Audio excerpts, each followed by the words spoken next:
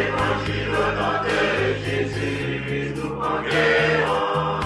Nous sommes guerriers pour l'évangile. L'évangile au nom de Jésus, nous conquérons. Quelle que soit la nécessité, Nous conquérons. Au nom de Jésus, nous conquérons.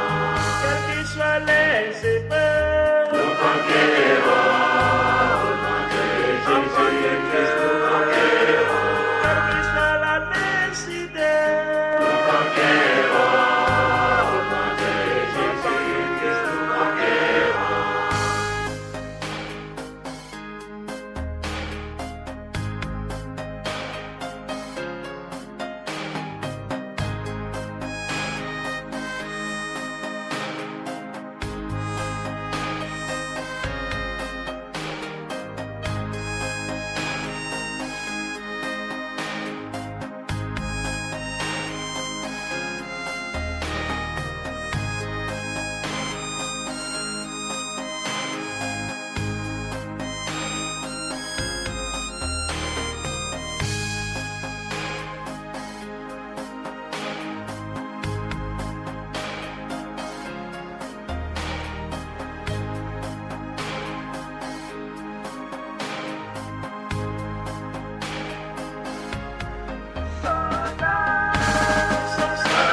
soldats pour l'évangile. L'évangile au nom de Jésus, nous conquérons.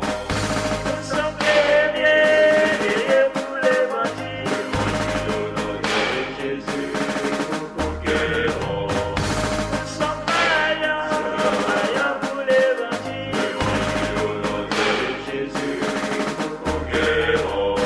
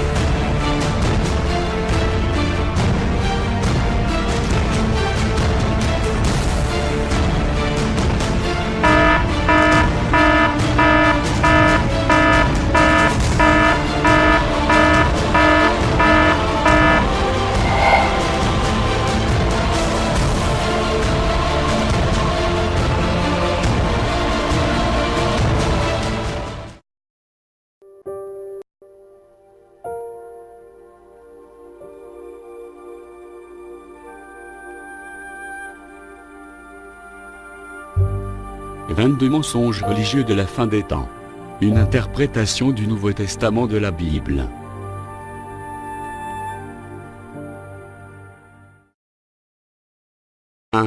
De faux messies. 2. De faux prophètes. Jésus avertit. Si quelqu'un vous dit alors, le Messie est ici, ou, il est là, ne le croyez pas, car de prétendus Messie et de prétendus prophètes surgiront.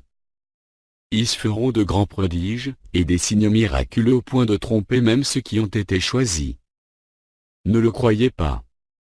En effet, tout comme l'éclair part de l'est, et apparaît jusqu'à l'ouest, ainsi sera le retour du Fils de l'homme.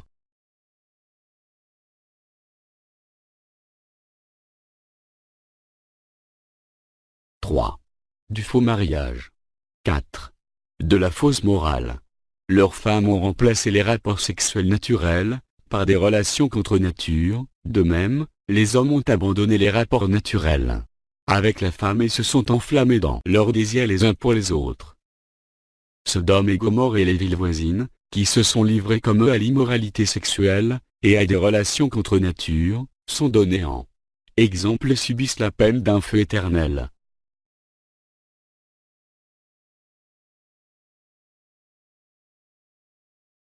5. Un faux Jésus. 6. Un Saint-Esprit faux. J'ai peur que vos pensées ne se corrompent et ne se détournent de la simplicité et de la pureté vis-à-vis de Christ. En effet, si quelqu'un vient vous prêcher un autre Jésus que celui que nous avons prêché, ou si vous recevez un autre esprit que celui que vous avez reçu ou un autre évangile que celui que vous avez accepté, vous le supportez très bien.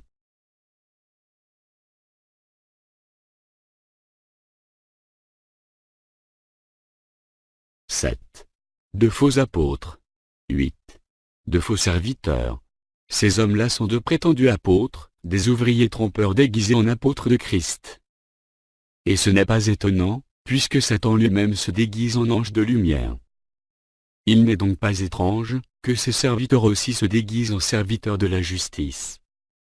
Leur fin sera conforme à leurs actes.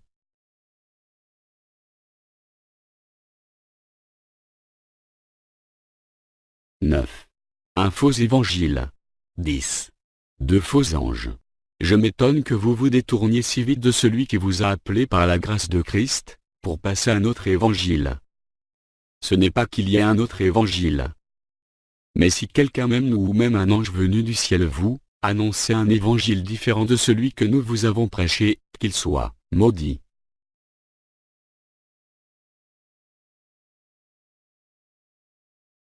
11. Une fausse paix. 12. Une fausse sécurité. En ce qui concerne les temps et les moments, vous n'avez pas besoin, frères et sœurs, qu'on vous écrive à ce sujet. En effet, vous savez bien vous-même, que le jour du Seigneur viendra comme un voleur dans la nuit. Quand les hommes diront « paix et sécurité », alors une ruine soudaine fondra sur eux, comme les douleurs sur la femme enceinte, ils n'y échapperont pas.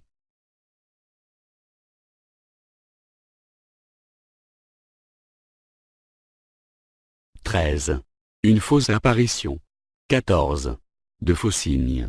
L'impie sera révélé, que le Seigneur Jésus détruira par le souffle de sa bouche, et à néant par l'apparition de sa venue. La venue de cet impie est par l'activité de Satan, avec tous les signes et les prodiges de puissance et de faux, et avec toutes les séductions. Méchants pour ceux qui périssent, parce qu'ils ont refusé d'aimer la vérité pour être sauvés.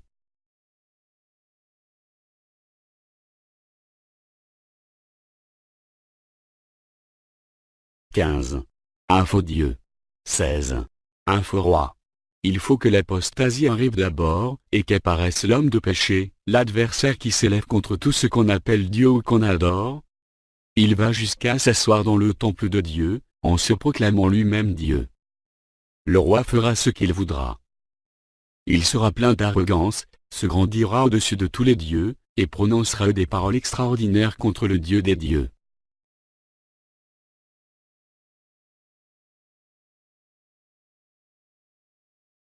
17. De faux enseignants. 18. De fausses doctrines. Il y aura parmi vous de prétendus enseignants. Ils introduiront sournoisement des doctrines, qui conduisent à la perdition, allant jusqu'à renier le maître qui les a rachetés, et ils attireront ainsi sur une ruine soudaine. Beaucoup les suivront dans leur immoralité, et la voie de la vérité sera calomniée à cause d'eux. Dans leur soif de posséder, Ils vous exploiteront avec des paroles trompeuses.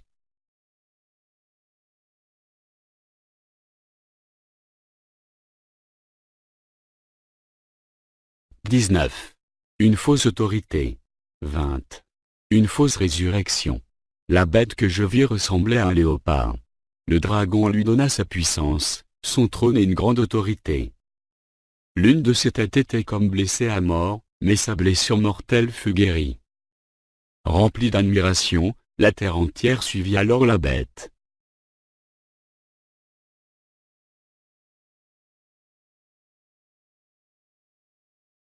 « 21. De faux miracles. 22. Un faux culte. Une autre bête exerçait toute l'autorité de la première bête en sa présence, et elle obligeait la terre, et ses habitants à adorer la première bête, celle dont la blessure mortelle avait été guérie.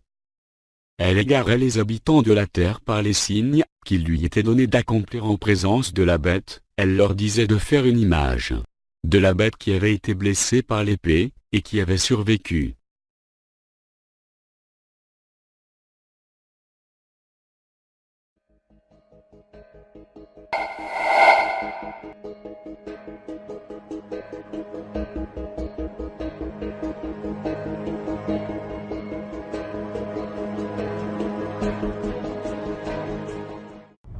September 4th through the 23rd, 2016, a major event will occur in the Old City of Jerusalem. It will bring together actors, artists, musicians, and persons in the media from around the world. What on earth are they planning to do in Jerusalem? At an event that ends on September 23rd, leaders from Roman Catholic, Muslim, and Jewish communities will gather for one of the longest interfaith services in history, right there in the Old City of Jerusalem, right there where the Lord Jesus walked, right there where the temples once stood. They will offer worship to a God under the banner of ecumenism. It is there they plan to do away with categories of religion and ignore differences. The service will combine 3 monotheistic faiths under one roof in a house of worship for all believers. One part of the event will occur from September 5th through the 11th and will bring together Jew, Muslim, and Christian under, quote, a passion for Jerusalem, in which they can all coexist temporarily under the wings of the Almighty, unquote. Some of the headlines on the website for this event talk about dissolving boundaries and coming together in worship of the same God. Another part of the event will occur from September 12th through the 23rd. The leaders of this event, which is called Makudeshet, will perform an 11-day consecration. If you aren't aware, a consecration happens when somebody performs a ceremony declaring something as holy. The fact that Muslims, Jews, and Roman Catholics are gathering for a consecration means that they are all declaring their interfaith religion, their new God, to be holy.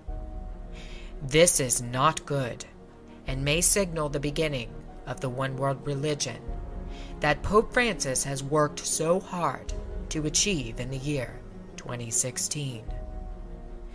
The Vatican, indeed, is one of the chief proponents of the ecumenical movement around the world and in Israel. For the past 3 years, Pope Francis has worked tirelessly toward a new world religion in which all denominations are brought together as one. If you look at Francis's outreach over the past 3 years, and specifically in 2016, you'll find somebody who has openly condemned evangelical Christianity and the belief that you must have a personal relationship with Jesus. He has openly warned that this belief is dangerous. He has also equated the spread of the gospel under evangelical Christianity to jihadism. In the meantime, he has done quite a bit of outreach to every other religion in the entire world. Why is this happening? The extent of Francis's outreach to other denominations in 2016 alone has been mind-boggling. In February, Francis held an emergency meeting with Patriarch Kirill of Russia for the first time since the 1054 schism. Kirill then went directly to Antarctica, where he performed a bizarre religious ceremony consecrating the land and water surrounding the continent.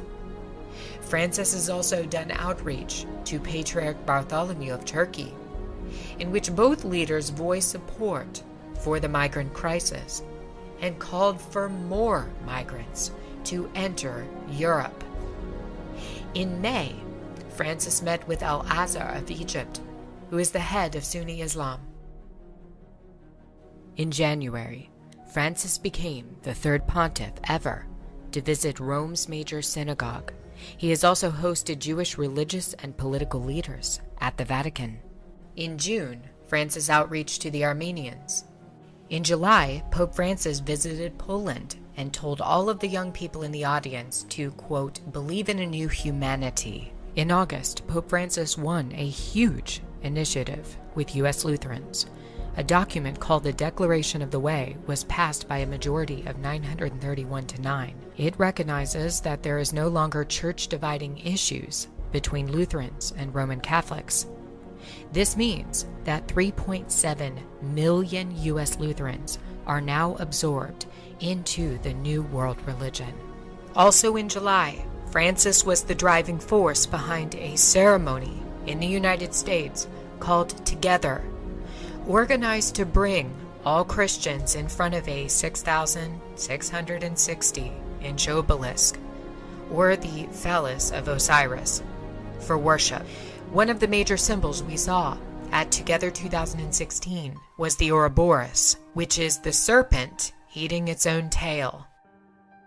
The earliest legend of the Ouroboros has to do with the coming of Osiris, the god of the underworld. The Ouroboros is a highly occult symbol signifying the end of an eon, or the end of time. In occultism, the end of one eon usually results in a reset, brought about by some cataclysmic event. When used together, the obelisk and the Ouroboros show us the coming of Osiris to inhabit his temple at the beginning of the next eon, which is the start of the Golden Age. The fact that this symbol was put on display throughout Francis's Together 2016 event is very demonic. What is Francis doing, and why is he doing it? The answer is that he's merely carrying out a role, playing his part in the creation of a new world religion. In previous videos, I have discussed a book written in 1908 by a man who was ill for much of his life. He writes about how a character named Father Francis defects from Roman Catholicism to follow the Antichrist. In this book, Father Francis would become the leading proponent of the new world religion and worship of the Antichrist. Just recently, Francis has used death of one of his priests in France and an assault on another priest in Belgium to invite Muslims into Christian cathedrals and churches for worship. For the past month, throughout Europe, since the attacks on the Catholic clergy, there has been a major drive by Francis to bring together Muslim and Christian, and his efforts are working. He isn't attempting to evangelize these Muslims and to convert them. Instead, he is allowing them to bring worship of Allah into the churches in Europe. It has been prophesied that a religion of the New World Order would be established. It would dissolve boundaries between faiths. All would come together, united, in worship of the false light. There are Luciferians in history who predicted that Christianity and all religions would eventually collapse, making way for the religion of pure Luciferianism. A couple of these individuals was Luciferian and 33rd degree Grand Wizard Albert Pike, as well as Luciferian Helena Blavatsky. She viewed Christianity as a major challenge to the agenda of unveiling a new world religion. Christianity, in her opinion, would have to be done away with in order to unveil the new religion. We also have warnings from a former Jesuit who was murdered in 1999 that a one-world religion was in the making. It was an ecumenical religion that was being set up for all to follow. Malachi Martin told us a secret in an interview with Art Bell before he died. Luciferians had infiltrated the Vatican and were planning to set up a new religion, one they believed would last for 1,000 years. Amongst Luciferian organizations, there is a prophecy that if they can invade the citadel, and that's their name for the Vatican, they will have power for 1,000 years. How close are they? Very close. You might remember when Francis came to America last September, we saw a major push toward the full ecumenical agenda. Francis's itinerary started on September 23rd, 2015, one day after he landed in the United States. He had set his sight on finalizing what his predecessor, Pope John the 23rd, had set into motion on September 23rd, 1959. It was on this day John would offer a prayer that would begin the downfall of the Roman Catholic Church. A document would be penned declaring a new outreach to all religions in the world as children of the same God. Without a doubt, Vatican II is remembered as Catholicism's greatest push toward the new world religion. Vatican II would change everything about the actions of all future popes. It was now about piecing together a new religion, one that would be ready, waiting for the coming of the capstone. Pope Francis is truly preparing that new faith right now for all in the world to become a part of.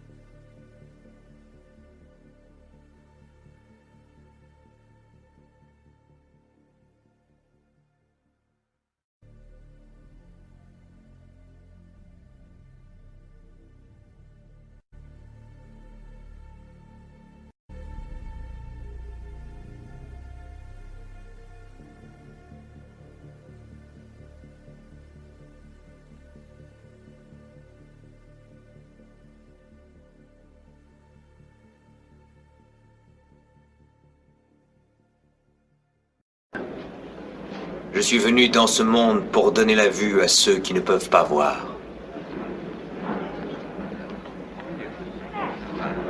Et aussi pour ôter la vue à ceux qui peuvent voir. Ai-je bien compris ta pensée? Selon toi, nous qui sommes des justes sommes aveugles. Flamma eius, Lucifer matutinus inveniat. Ille in quam Lucifer qui nescito casum, Christus filius tuus, qui regressus ab inferis, humano generis serenus iluxit, et tecum vivit et regnat in saecula saeculorum.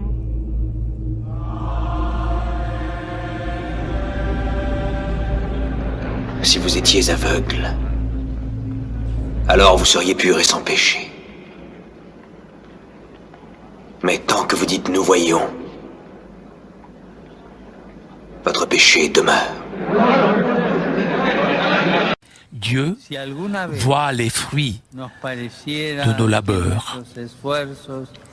Et si parfois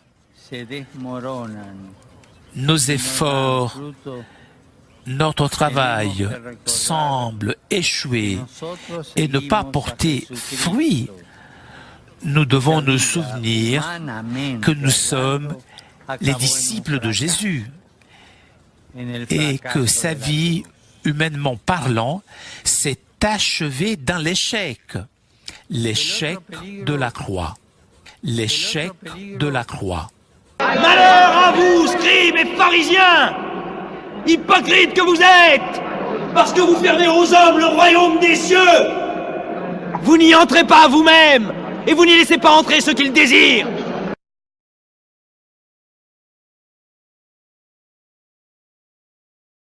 Volta capita di sentire qualcuno dire io credo in Dio, credo in Gesù, ma la Chiesa non mi interessa.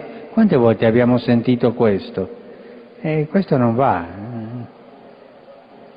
C'è chi ritiene di poter avere un rapporto personale, diretto, immediato con Gesù Cristo, al di fuori della comunione e della meditazione della Chiesa. Sono tentazioni pericolose. Sono tentazioni pericolose.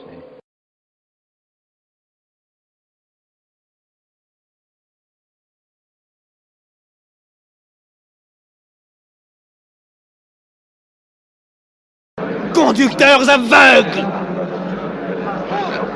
Vous coulez un insecte et vous avalez un chameau! Vous vous pliez devant la lettre de la loi et vous trahissez le cœur de la loi! Justice, miséricorde, fidélité. Vous ressemblez à des sépulcres blanchis qui paraissent beaux au dehors, mais qui au dedans sont pleins d'ossements, de morts et de toutes espèces d'impuretés. Vous voyez ces pierres? Eh bien, je vous le dis en vérité, il ne restera pas ici pierre sur pierre qui ne soit renversée. Votre maison sera laissée triste et déserte. Elle sera le domaine des lézards et des araignées. Serpents, race de vipères, comment échapperez-vous au châtiment de la géhenne?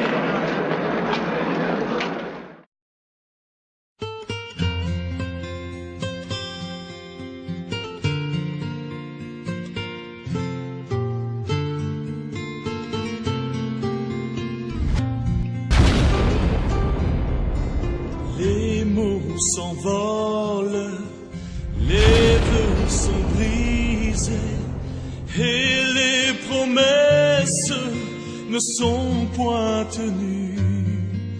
Une famille divisée, l'amour déchiré, nuit après nuit, tant de larmes j'ai versé. Guéris mon cœur, calme ma douleur. Je choisis de pardonner, j'apprends à vivre, acceptant les blessures de mon âme. Viens guérir mon cœur, ô Seigneur. Mes amis m'ont quitté et d'autres exigé bien plus que je ne pouvais leur donner. Mon cœur est meurtri, ma confiance trahie, nuit après nuit, je me demande pourquoi. Guéris mon cœur, calme ma douleur. Je choisis de pardonner, j'apprends à vivre, accepter